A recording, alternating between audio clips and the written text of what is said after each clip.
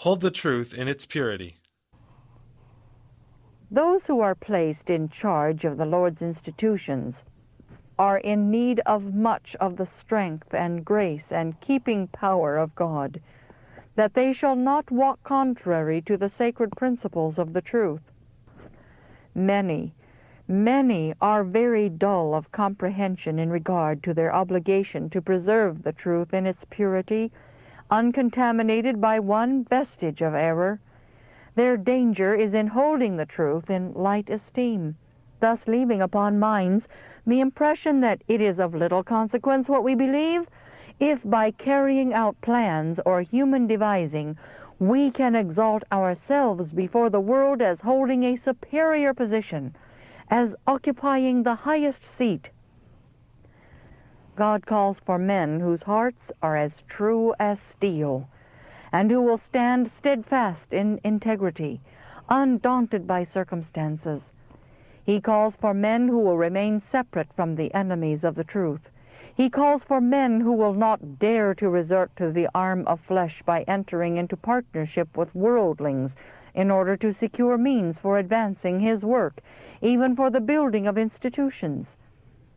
Solomon, by his alliance with unbelievers, secured an abundance of gold and silver, but his prosperity proved his ruin. Men today are no wiser than he, and they are as prone to yield to the influences that caused his downfall. For thousands of years, Satan has been gaining an experience in learning how to deceive.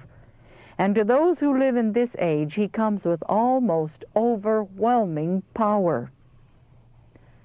Our only safety is found in obedience to God's word, which has been given us as a sure guide and counselor. God's people today are to keep themselves distinct and separate from the world, its spirit and its influences. Come out from among them and be ye separate, 2 Corinthians 6:17. Shall we hear the voice of God and obey? Or shall we make halfway work of the matter and try to serve God and mammon? There is earnest work before each one of us. Right thoughts, pure and holy purposes do not come to us naturally. We shall have to strive for them. In all our institutions, our publishing houses and colleges and sanitariums, pure and holy principles must take root.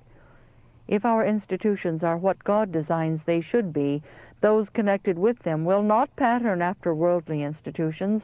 They will stand as peculiar, governed and controlled by the Bible standard. They will not come into harmony with the principles of the world in order to gain patronage. No motives will have sufficient force to move them from the straight line of duty. Those who are under the control of the Spirit of God will not seek their own pleasure or amusement.